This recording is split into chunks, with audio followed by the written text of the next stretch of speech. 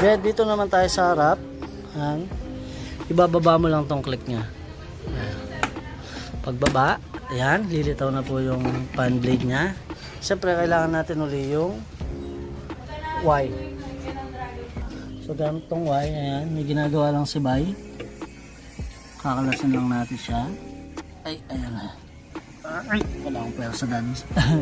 Bibitawan ko lang mga kadads ha. Ayan. So, natanggal ko na siya. Yan. Tapos, hilahin mo lang siya. Yan. So, dito makikita mo na yung dumi niya. So, pwede pa naman natin siyang kalasin pa. Tanggalin natin to. So, wait lang. Medyo maigpit yung tornilong isa doon. Then, tatanggalin na lang natin yung mga tornilyo dito.